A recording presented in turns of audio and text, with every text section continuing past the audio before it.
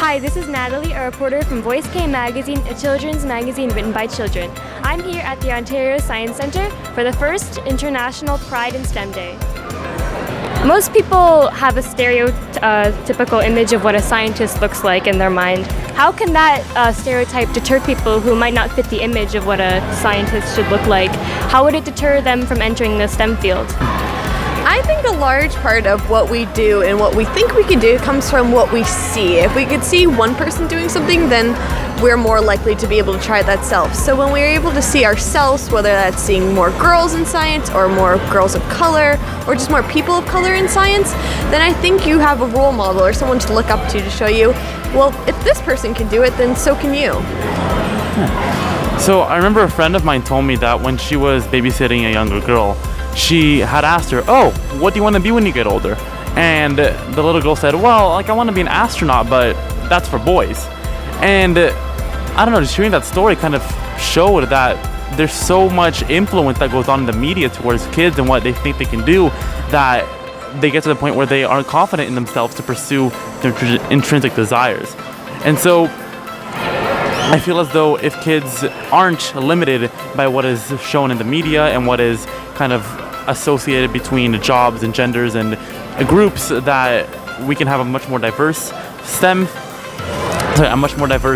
scientific field with different kinds of science from different places, and the world can progress in that aspect. Yeah, I think kids have such a natural, do you want me to hold this? Yeah. Have such a natural curiosity, and I think that when we think about science, we think about it in a lab a lot or with the goggles and the lab coat, but science is really anything. Any question that you have where you try to find an answer, that's science. If you throw two balls off your roof and find out which one drops faster, that's science. And I think if we take it away from such a formal standpoint and we look at almost everything in the whole world as science, then it becomes a lot more accessible for everybody. And I remember reading as well about how some parents tend to be very controlling about what it is that their kids do in their house. Oh, don't play with that egg, you're gonna drop it, But the thing is, what are they doing with that egg? They're throwing it up and down. Okay, is it gonna break? Likely. Is it gonna cause a mess? Definitely. But what are they experimenting with? They're experimenting with gravity, experimenting with, how much force do you need to apply to the egg to make it go as high as you want. Kids are innately curious as they grow older, and sometimes parents don't see that, but they try to suppress the curiosity in this example, saving them 5 minutes of cleaning and a less than $1 worth of eggs. So I think that as parents, it is important to allow your kids to be creative. Let them make a mess in the kitchen. Let them throw eggs all over the place. Just let them be kids and experiment with whatever they want to. The Ontario Science Centre is celebrating International Pride in STEM Day today. What is International Pride Day, and what does it mean to you? Well, Pride Day is a day where we celebrate being LGBTQ plus, gay, lesbian, bisexual, transgendered, queer plus. And Pride in STEM Day is a day where we celebrate people who are gay and proud, LGBTQ plus, in the science, technology, engineering, and mathematics fields. Because a lot of people don't always think about LGBTQ plus people in the sciences. And so we're here to provide a little bit of visibility right here at the Science Centre. Wow. All right, now it's time to talk about you. You look beautiful today. Thank you. Yeah. Why did you choose to dress this way today while simultaneously talking about engineering, as those are two things that aren't normally grouped together? Right, yeah. I'm an engineer. I have a master's degree in engineering, but on the side, with a couple of friends, we do drag and we do fabulous shows. We sing and dance live with a group called the B-Girls, b-girls.com. And we just do a lot of fun. We've done a lot of film and television, and we perform, and it's just something fun and fabulous to do.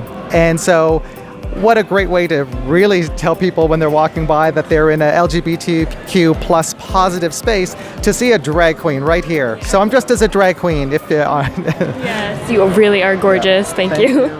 Most people have a stereotypical image of what a scientist looks like. How can that stereotype kind of deter people from entering STEM programs? Well, if you see pictures of scientists, in magazines or in university applications or on TV, and you don't see yourself there, you may think that that's not for you. I mean, that goes for gay, LGBTQ plus people, and for people who are minorities as well, visible minorities, in order to see themselves represented in marketing, communication, TV shows, all in the STEM field. And so people will feel like, yeah, anyone could go into science. The robots and gender exhibit that's going to be on sounds really, really interesting because oftentimes society does put gender labels on things. How can this be harmful? Well, you know, it reinforces people's prejudice and misperceptions about gender by, I mean, a lot of the personal assistant type robots tend to be women, and that's not right. I mean, we should, and robots don't need a gender, so why put it on there, right? And how can we change these tendencies as well?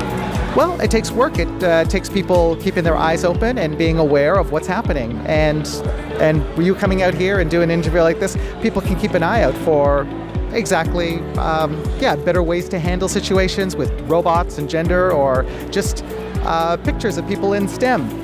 I make a pretty picture in STEM, I think. I'm wearing my lab coat. Thank you so much for your time.